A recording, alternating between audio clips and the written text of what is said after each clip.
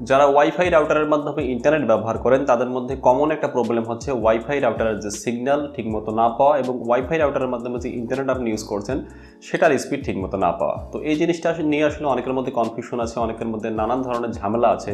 দেখা গেলো আপনি 10 Mbps বা 20 Mbps একটি ইন্টারনেট স্পিডের লাইন নিয়েছেন, কিন্তু আপনি স্পিড ঠিকমতো পাচ্ছেন না, বা আপনার ওয়াইফাই রাউটারের যে সিগন্যাল সেটা আপনি ঠিকমতো পাচ্ছেন না। তো এই বিষয়টা কেন হয় সে ব্যাপারে আজকে আমি বিস্তারিত কথা বলবো এবং আপনাদেরকে আমি কিছু টিপস দিব। এগুলো যদি আপনারা ফলো করেন তো আশা করি এখন থেকে আপনারা আপনাদের ওয়াইফাই রাউটারের যে সিগন্যাল সেটাও ঠিকমতো পাবেন এবং আপনার ইন্টারনেটের যে স্পিড সেটাও আপনারা ঠিকমতো পাবেন। তো চলুন ভিডিওটি শুরু করি।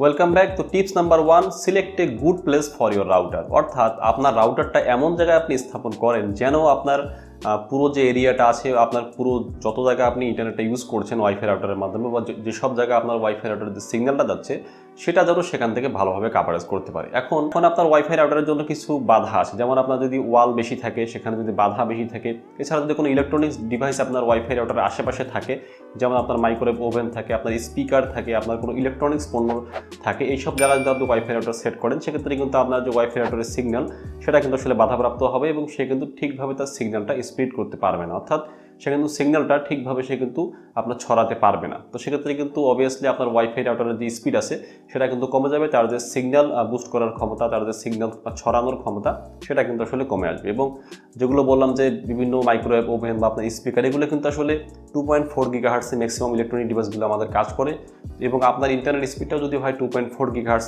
মানে লাইনের, তো সেক্ষেত্রে কিন্তু এইসব ডিভাইস আপনার যে ওয়াইফাই সিগন্যাল আছে সেগুলোতে কিন্তু ওভারল্যাপিং করবে, ফলে আপনার ওয়াইফাই রাউটারের যে সিগন্যাল বুস্টিং করার ক্ষমতা সেটা কিন্তু কমে যাবে এবং সেটা কিন্তু বাধাগ্রস্ত হবে, ফলে আপনার ওয়াইফাই রাউটারের সিগন্যালও কম পাবেন এবং সেক্ষেত্রে আপনার যে ইন্টারনেট স্পিড আছে সেটাও কিন্তু আপনি ঠিকমতো পাবেন না।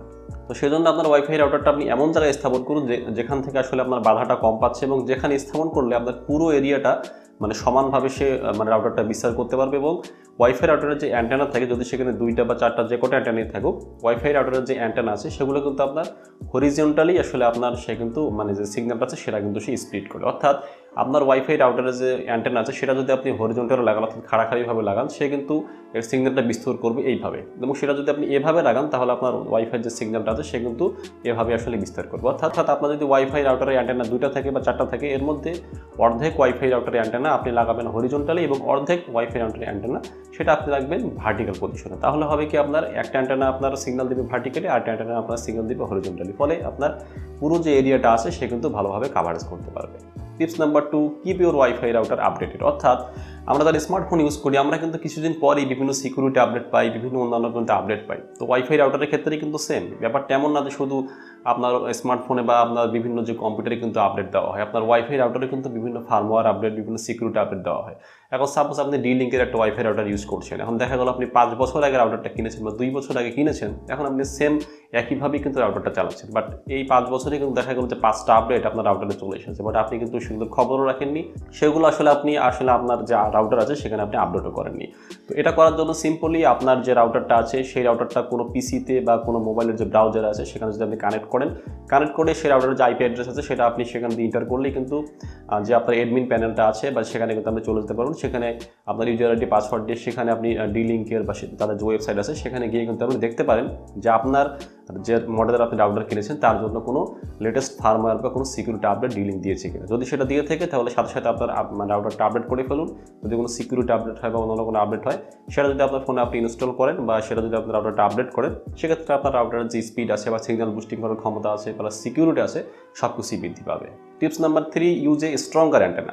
তো অনেক সময় দেখা যায় যে আপনার রাউটারের সাথে যে সিগন্যাল বুস্টিং করার জন্য 2টা অ্যান্টেনা থাকে বা 4টা অ্যান্টেনা থাকে, সেগুলো আসলে সেরকম শক্তিশালী হয় না বা সেরকমভাবে সে কিন্তু সিগন্যালটা বুস্ট করতে পারে না। দেখা গেলো যে সে আসলে 500 স্কোয়ার ফিট পর্যন্ত সে কিন্তু আসলে তার যে ওয়াইফাই যে সিগন্যাল আছে সে কিন্তু সেটা দিতে পারছে, তাও সেটা ভালোভাবে দিতে পারছে না, মানে সর্বোচ্চ সে 500 স্কোয়ার ফিট দিতে পারছে। বাট আপনি ওয়াইফাই রাউটারটা কিনেছেন দেখা গেলো 700 স্কোয়ার ফিটের জন্য বা 600 স্কোয়ার ফিটের জন্য। এখন অতিরিক্ত যে 100 স্কোয়ার ফিট বা 150 স্কোয়ার ফিট আছে সেখানে কিন্তু সে ওয়াইফাই রাউটারটা ঠিকমতো সিগন্যাল দিতে পারছে না। তো ওই সব জায়গা থেকে যখন আপনি ইন্টারনেট ইউজ করবেন তখন সেক্ষেত্রে কিন্তু আপনি ইন্টারনেটের স্পিড যেটা আছে বা সিগন্যাল ওয়াইফাই যে সিগন্যাল আছে সেটা কিন্তু আপনি ঠিকমতো পাবেন না।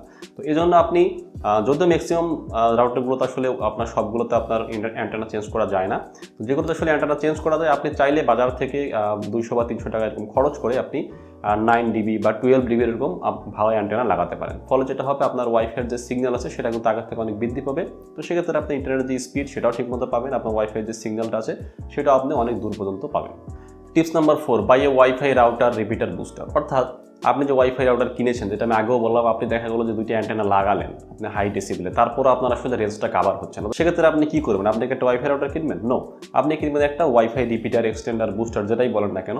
তো এখন দেখা গেলো যে আপনি যে জায়গায় ওয়াইফাই রাউটারটা রেখেছেন সেখান থেকে আসলে আপনি যে জায়গায় ওয়াইফাই যেখানে বসে ইউজ করবেন সে পর্যন্ত আসলে সিগন্যালটা যাচ্ছে না, বা গেলেও দেখা গেলো যে আপনার খুবই কম পরিমাণ যাচ্ছে। তো সেক্ষেত্রে এই দুইটার মাঝখানে যদি আপনি একটা ওয়াইফাই এক্সটেন্ডার ইউজ করেন, বা আপনার ওয়াইফাই যেটা বুস্টার বলেন বা আপনার রিপিটার বলেন, যেটাই বলেন না কেন, এগুলো দামও অনেক কম, 500 থেকে 700 টাকার মধ্যে আপনি পেয়ে যাবেন। সেটা যদি আপনি ইউজ করেন তাহলে ওই রাউটারের যে আপনার সিগন্যালটা আছে সে কিন্তু রিপিটার সেই সিগন্যালটাকে রিসিভ করে সে কিন্তু সেখান থেকে আরও রিপিট করে দেবে, বা সে কিন্তু আরও মানে স্প্লিট করে দেবে, আরও আপনার মানে বেশি পরিমাণে সে কিন্তু সিগন্যালটা দিবে। সেক্ষেত্রে আপনার আরও মানে দূর পর্যন্ত বা অনেক ডিস্টেন্স পর্যন্ত কিন্তু আপনি ওয়াইফাই রাউটারের সিগন্যালটা সেটা আপনি ভালোভাবে পাবেন। সেক্ষেত্রে আপনার ওয়াইফাই রাউটারের যে রেঞ্জ আছে সেটাও আসলে পেরে গেল, এবং আপনার যে ইন্টারনেট স্পিড আছে সেটাও কিন্তু আপনি ঠিকমতো ইউজ করতে পারছেন। Tips number 5, switch a different channel. তো এই জিনিসটা কিন্তু খুবই ইম্পর্টেন্ট, এবং এই জিনিসটা কিন্তু আমরা আসলে অনেকেই 90% মানুষ আসলে খেয়াল করি না। তো দেখুন, আমাদের যে ওয়াইফাই রাউটার আছে সেগুলো কিন্তু ম্যাক্সিমামই আমরা কিন্তু 2.4 গিগাহার্টজ সেখানে ইন্টারনেট ইউজ করি, বা সেগুলো কিন্তু 2.4 গিগাহার্টজ সাপোর্টেড। তো 2.4 গিগাহার্টজের মধ্যে কিন্তু অনেকগুলো চ্যানেল আছে, আপনার 1, 2, 3, 6, 11, 14। তো এই ধরনের চ্যানেলগুলোর মধ্যে কিছু নন ওভারল্যাপিং চ্যানেল আছে, যে চ্যানেলগুলো আসলে ওভারল্যাপ করা যায় না। এবং দেখা গেল যে আপনার যে আশেপাশে যারা ওয়াইফাই রাউটার ইউজ করছে তাদের সবাই দেখা গেল যে 1 নম্বর বা আপনার 6 নম্বর চ্যানেলে ম্যাক্সিমাম রাউটারগুলো আছে। সেক্ষেত্রে কিন্তু আপনার যে ওয়াইফাই রাউটারের 11 নম্বর চ্যানেল বা আপনার 14 নম্বর চ্যানেল সেগুলো কিন্তু ফাঁকা পড়ে আছে, বা সেগুলোর মধ্যে কিন্তু আপনার ইউজারের সংখ্যা কিন্তু অনেক কম। সেক্ষেত্রে আপনি যদি আপনার ওয়াইফাই রাউটারের যে চ্যানেল আছে সেটা যদি আপনি 11 বা 14 আসলে সেট করে দেন, সেক্ষেত্রে কিন্তু দেখা যাবে আপনার ওয়াইফাই রাউটারের যে স্পিড আছে সেটা আপনি অনেক ভালো পাবেন, প্লাস আপনার ওয়াইফাই রাউটারের যে সিগন্যাল আছে সেটাও আপনি ভালো পাবেন। বিকজ অফ ওয়াইফাইয়ের যে সিগন্যাল আছে সেটা কিন্তু আসলে এভাবেই কাজ করে। তো দেখা গেলো যেই চ্যানেল আসলে আপনার ইউজার সংখ্যা বেশি সেখানে কিন্তু একটু ক্রাউড হয়ে গেলো, সেখানে মানে আসলে অনেকটা জ্যাম হয়ে গেলো, অনেকটা আপনার রাস্তার যানজটের মতো। দেখা গেলো সেখানে 4টা লেন আছে, একটা লেনের মধ্যে আপনার 50টা গাড়ি আছে, আরেকটা লেনের মধ্যে আপনার 5টা গাড়ি আছে। তো সাপোজ যেই লেনের মধ্যে আপনার গাড়ি আছে 5টা, মানে সেই লেনে তো আসলে আপনার গাড়ি চালিয়েও আপনি মজা পাবেন, আপনাকে ঘন ঘন ব্রেকও করতে হবে না, আপনি স্পিডটা আসলে ঠিক মতো পাবেন। তো ওয়াইফাই রাউটারের ক্ষেত্রে আসলে একই জিনিস। আপনার 2.4 গিগাহার্টজের জন্য বাংলাদেশের জন্য মেবি 1, 6, 11 এবং 14 এই 4টা চ্যানেল হচ্ছে মেবি নন ওভারল্যাপিং চ্যানেল, অর্থাৎ এই 4টা চ্যানেল আপনার ওভারল্যাপ করা যায় না। তো এই 4টা চ্যানেলে যদি আপনার ওয়াইফাই রাউটারের আপনি আসলে চ্যানেলগুলো সেট করে দেন, সেক্ষেত্রে আপনি স্পিডটা ভালো পাবেন। এছাড়াও কিছু অ্যাপস আছে যেগুলো আপনার ইউজ করে আসলে দেখা যায় আশেপাশে যে আপনার যে রাউটারগুলো ইউজ হচ্ছে সেক্ষেত্রে কোন কোন যে চ্যানেলগুলোর মধ্যে আসলে ইউজার সংখ্যা বেশি, কোন কোন চ্যানেলগুলোর মধ্যে ইউজার সংখ্যা কম। Tips number 6, control bandwidth hungry application এবং ক্লায়েন্ট। অর্থাৎ কিছু কিছু অ্যাপস আছে বা কিছু কিছু আপনার মানে ওয়েবসাইট আছে যেগুলো আপনার ওয়াইফাই রাউটারের যে স্পিড আছে, ওয়াইফাই রাউটারের যে ব্যান্ডউইথ আছে সেটা সে খুবই বেশি পরিমাণে ইউজ করে।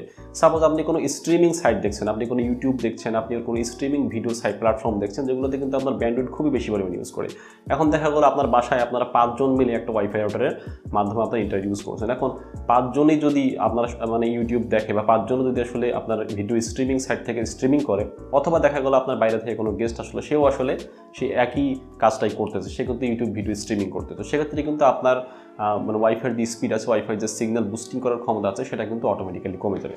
তো সেক্ষেত্রে আপনি যেটা করতে পারেন যে আপনি মানে দেখতে পারেন যে আসলে কোন কোন ডিভাইসে বা কোন কোন মানে ইউজাররা এ ধরনের আসলে আপনার মানে ব্যান্ডউইথ হাঙ্গরি, অর্থাৎ ব্যান্ডউইথ সবচেয়ে বেশি ইউজ করে এই ধরনের অ্যাপ্লিকেশনগুলো আপনি ইউজ করতেছে। সেক্ষেত্রে সেগুলোকে আপনি স্পিড কমিয়ে দিয়ে কিন্তু আপনার স্পিডটা আপনি বেশি রাখতে পারেন। সেক্ষেত্রে যেটা হবে যে আপনি আসলে মানে পারফরমেন্সটা ভালো পাবেন, বা অন্যদের থেকে আপনি স্পিডটা কিন্তু ভালো পাবেন। Tips number 7, create a guest network. তো এই জিনিসটা হয়তো আমরা অনেকেই করি না। দেখা গেলো আপনার বাসায় বাইরে থেকে মানুষ আসলো, বাইরে থেকে কোনো অতিথি আসলো, তারা এসে কিন্তু আসলে আপনার ওয়াইফাই রাউটারটা ইউজ করতেছে। তো সেক্ষেত্রে কিন্তু দেখা গেলো 5 জন যদি আসে এবং বাসায় আপনি একা ইউজ করেন, সেক্ষেত্রে কিন্তু আপনার ওয়াইফাই রাউটারটা 6 জনের মাধ্যমে ওয়াইফাই রাউটার স্পিডটা ডিভাইড হয়ে গেল, এবং 6 জনই কিন্তু আপনার সমানভাবে ওয়াইফাই রাউটার স্পিডটা পাচ্ছে। তো সেক্ষেত্রে আপনি যখন কোনো মানে ওয়াইফাই রাউটারের মাধ্যমে কোথাও কোনো ইন্টারনেট ইউজ করতে যাবেন বা স্ট্রিমিং করতে যাবেন, সেক্ষেত্রে কিন্তু স্পিডটা আপনিও সেমভাবে পাবেন। তো এক্ষেত্রে আপনি যদি চান যে আপনি মানে ওয়াইফাই রাউটারের স্পিডটা বেশি পরিমাণে নেবেন, এবং যারা গেস্ট আছে তাদেরকে আসলে আপনি ওয়াইফাই রাউটারের স্পিডটা কম দিতে যাচ্ছেন, সেক্ষেত্রে আপনি একটা গেস্ট নেটওয়ার্ক ক্রিয়েট করতে পারেন। ফলে যেটা হবে, বাইরে থেকে যদি কোনো গেস্ট আসে বা আদার পার্সন যদি আপনার ওয়াইফাই মানে রাউটার থেকে কানেক্ট নিতে চায়, সেক্ষেত্রে তারা কিন্তু আসলে ওই স্পিডটাই পাবে এবং ওই নেটওয়ার্কে তারা কিন্তু কানেক্ট হবে, এবং আপনার অরিজিনাল যে স্পিডটা আছে, অরিজিনাল যে নেটওয়ার্ক আছে সেটা শুধু আপনি ইউজ করতে পারবেন। তো সেজন্য আপনারা একটা গেস্ট নেটওয়ার্ক ক্রিয়েট করে রাখবেন যারা বাইরে থেকে গেস্ট আসবে বা আদার পার্সন ইউজ করার জন্য। Tips number 8, use 5 GHz network band. তো এই জিনিসটা আসলে সকল সমস্যার সমাধান, সেটা হচ্ছে 5 GHz যে ওয়াইফাই রাউটারের যে ব্যান্ড আছে সেটা আসলে ইউজ করা।